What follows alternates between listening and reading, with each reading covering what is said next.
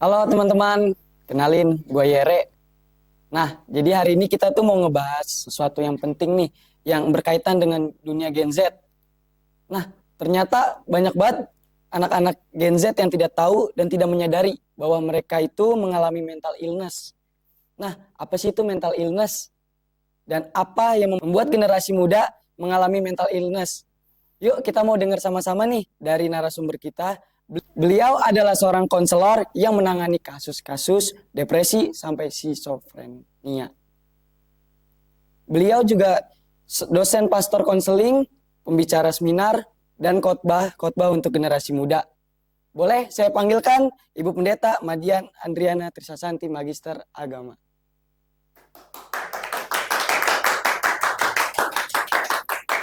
Halo semuanya. Halo Mi. Halo Boleh Mi perkenalan dulu nama. Oke. Halo teman-teman semuanya. Saya adalah seorang konselor yang menangani kasus-kasus anak-anak yang depresi sampai ke skizofrenia. Sebenarnya bukan hanya anak-anak remaja aja sih, tapi termasuk juga bahkan anak-anak kecil sampai orang dewasa, ya. Lalu juga selain itu saya seorang dosen yang mengajar mata kuliah Fakultas STT, Sekolah Teologi, yaitu mata kuliah Pastoral Counseling dan Etika Kristen. Dan juga saya biasa menyampaikan seminar-seminar dan berkhotbah, mengajar khusus tentang hal-hal yang berkaitan dengan spiritual, khusus dalam hal ini kekristenan dan psikologi. Oke, itu aja ya. Oke Mi. Boleh aku nanya nih sama Mami nih, karena kan kita di kalangan Gen Z ini banyak yang nggak tahu tuh, apa sih mental illness itu Mi menurut Mami nih, pandangan Mami mental illness yang ada di generasi Gen Z sekarang ini. Oke, jadi mental illness itu sebenarnya kalau bahasa sederhananya adalah mental itu adalah yang berkaitan dengan jiwa seseorang. Illness itu sakit sebenarnya ya. Dan perlu diketahui bahwa mental illness itu sama mental disorder memang hampir mirip, tapi sebenarnya beda. Kalau mental illness itu sesuatu yang mengganggu di dalam jiwa, tetapi itu belum masuk ke ranah yang namanya sakit jiwa sampai betul-betul skizofrenia begitu. Tetapi kalau mental disorder, perilaku yang menyimpang yang sudah mempengaruhi dari habit atau karakter orang yang memang punya mental disorder seperti itu. Jadi mental illness kesimpulannya adalah saat seseorang mengalami pressure, tekanan atau bisa disebut stres atau depresi. Sebab stres sama depresi itu berbeda ya, perlu diketahui. Jadi kesimpulannya bahwa seseorang yang mengalami mental illness adalah seseorang yang mengalami pressure, tekanan dari sebuah peristiwa sehingga menyebabkan dia memiliki perilaku yang tidak semestinya. Nah, itu disebut mental illness. Oke Mi. Nah, menurut Mami nih, mental illness itu apa bermula dari depresi semuanya atau dari mana? Biasanya kan banyak sekarang Gen Z ini mengalami mungkin depresi dari burnout kuliah, mungkin dari pekerjaan, karena kan Gen Z itu mungkin sekarang kalau bisa dibilang agak lemah. Ya. Yang pertama kita perlu menyadari dulu ya teman-teman ya bahwa saat ini kan lagi banyak bisa disebut booming tentang generasi Z atau Gen Z ya. Sebenarnya generasi Z itu adalah generasi yang juga bukan generasi yang harus dibully atau disalahkan dalam segala hal, enggak. Ya, karena generasi Z itu dia memiliki sebuah wilayah tersendiri, memang beda dengan generasi-generasi sebelumnya, baby boomers, generasi X, generasi Y, gitu ya, pasti beda-beda. Nah, tadi pertanyaannya, apakah mental illness ini dasar atau bermula hanya karena dari depresi saja? Nah, jawabannya adalah tidak harus juga, tapi gini, rata-rata orang ini bisa mengalami mental illness atau dia bahkan memiliki sikap karakter yang akhirnya bisa dikatakan sedikit aneh atau menyimpang, nggak masuk di nalar. Biasanya memang pasti bermula dari sebuah masalah. ada yang karena trauma, ada yang karena memang sebuah persoalan, ya, persoalan keluarga, persoalan masalah yang dihadapi secara pribadi, begitu ya. Persoalan keluarga itu kan bisa anak-anak Gen Z itu dia lahir dari keluarga yang broken home, seperti itu. Misalkan dia tahu ternyata dulu dia pernah mau diaborsi, jadi mengalami penolakan. Atau yang ketiga, misalkan generasi Z ini dia melihat kekerasan di keluarga. Jadi seorang anak yang lihat papa mamanya berantem tapi sampai pukul-pukulan gitu. Walaupun bukan dia yang dipukul, tetapi itu adalah dasar-dasar yang bisa menyebabkan akhirnya orang mengalami sebuah perilaku yang menyimpang atau disebut mental illness. Jadi depresi itu akan muncul. Jadi sebelum depresi ya teman-teman ya, itu biasanya dimulai dari stres. Gitu. Tadi kan Yere singgung tentang burnout. Burnout itu adalah sebuah keletihan seseorang saat menghadapi sesuatu yang kontinu. Seorang pelajar itu bisa burnout saat tugas-tugas kuliah, tugas-tugas sekolah menumpuk. Nah, begitu ya. Tapi juga seorang karyawan akan burnout saat memang dia menghadapi bukan cuma tugas kantor, tapi perilaku pembulian di kantor misalkan. Bos yang kadang-kadang marah tapi aduh melampaui batas gitu dengan kata-kata kasar. Lalu pekerjaan yang seharusnya bukan dia kerjakan tapi semuanya ditumpukin ke dia begitu. Nah, itu orang bisa burnout. Akhirnya apa? Stres. Kalau stres itu tidak cepat ditangani, akhirnya depresi. Kalau sudah depresi, akhirnya lama. Nah, itu bisa menimbulkan mental illness. Jadi jawabannya, apakah mental illness itu bisa dasari dari sebuah depresi? Jawabannya iya, tetapi juga ada yang bukan. Contohnya bukan, tadi saya sudah sebutkan. Ya, karena pola asuh. Nah, pola asuh. Jadi pola asuh, misalkan tadi ya saya kasih contoh ya, orang tua yang berantem dari broken home, atau orang tua yang dia tidak kasih teladan yang baik, begitu. Dari kecil tidak mendapatkan appreciate. Nah, seperti itu, lama-lama dia akan stres dan akhirnya menimbulkan, kalau bahasanya saya itu sebagai seorang konselor, bahasa saya nggak ada di mana-mana sih, itu bahasa dari saya sendiri gitu ya. Itu tektokan. Nah, itu seperti orang main biliar. Nah, teman-teman tahu ya kalau orang main biliar, memasukkan bola merah, maka dia harus sodok bola putih. Jadi sebuah peristiwa bola putih ini, maka akan bisa tektoknya itu, mentalnya itu ke beberapa sudut, hanya untuk memasukkan bola merah. Jadi sebuah peristiwa akan bisa menjadikan orang mental illness sesuai dengan penyebab awalnya, begitu. Oke, terima kasih Mi. Nah, kan yang aku tahu Mami ini seorang konselor. Nah, menurut Mami tuh apa sih tantangan terbesar dalam menghadapi orang yang sudah mengalami mental illness itu? Oke, khususnya buat Gen Z ya. Ini kan Khususnya buat Gen Z. jadi kalau ada seorang generasi muda ya, ini khusus buat Gen Z ya, karena ini kan temanya buat Gen Z. Iya benar.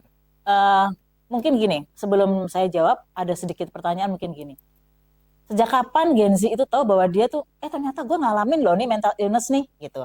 Nah, teman-teman perlu tahu mental illness atau nggak sama sih, tetapi ya salah satu yang juga disebut di dalam psikologi itu mental disorder gitu ya. Itu sebenarnya cukup rumit, cukup unik, tapi cukup banyak banget. Jenisnya maksud saya ya, jenisnya cukup banyak banget. Jadi kalau sekarang mungkin yang tahu belajar psikologi tahu ya. Jadi bahasanya tuh kitabnya psikologi lah, psikiater lah. Itu bukunya namanya DSM ya, DSM. Nah, sekarang ini DSM-5. Itu jenis-jenis mental disorder, mental illness, dan banyak sekali cabang-cabang itu cukup banyak.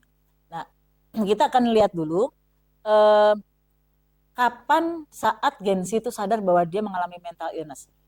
Yang pertama, dia akan tahu kalau orang lain yang ngerasain, gitu ya. Misalkan nih si Albert ya, Albert ini yang tadinya orangnya baik, ramah dan lain sebagainya, tapi saat dia mengalami stres, kita misalkan ambil contoh di keluarganya, tapi ini orangnya introvert, dia nggak banyak cerita, teman-temannya nggak tahu, gitu ya.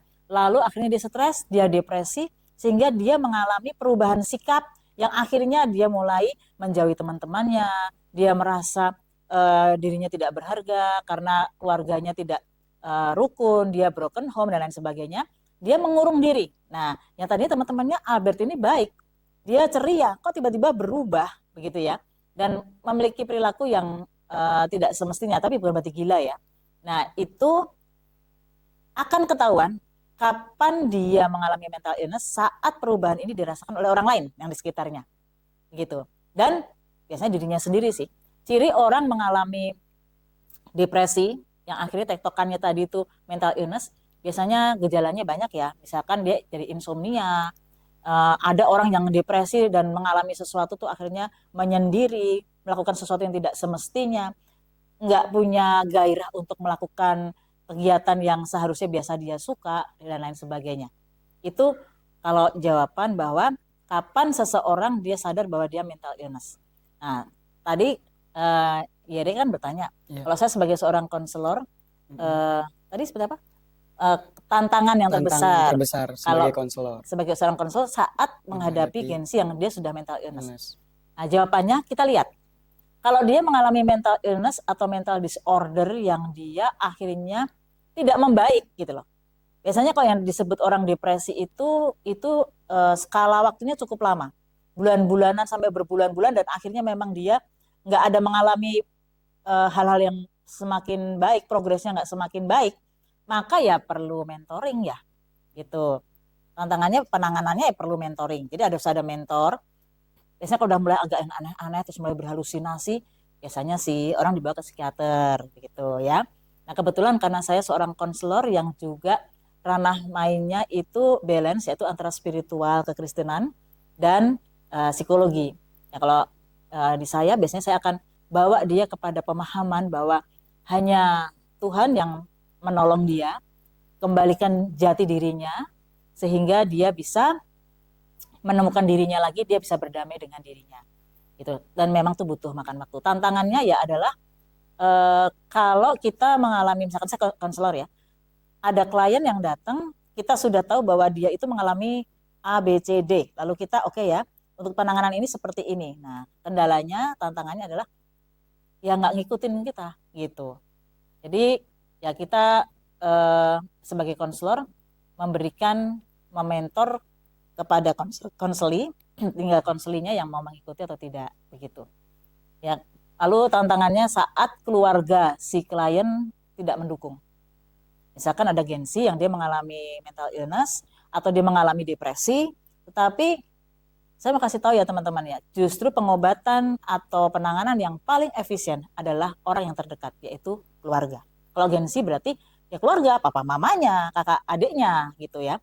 Karena biasanya saat dia mengalami kehangatan di tengah keluarga, merasa diterima, dia akan lebih strong begitu. Oh, ya Mi. Ini aku mau nanya, apakah kalau kita kena mental illness itu kita bisa sembuh? Mental illness pada prinsipnya bisa sembuh. Tentunya kan tadi saya bilang bahwa jenisnya banyak banget ya.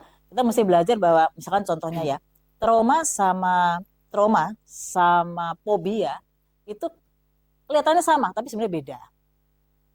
Dan trauma fobia ini secara langsung tidak bisa disamakan dengan mental illness, tetapi orang kalau traumanya terlalu begitu ya sampai bahasa gensinya lebay gitu ya, maka itu juga akhirnya menyebabkan jadi mental illness begitu.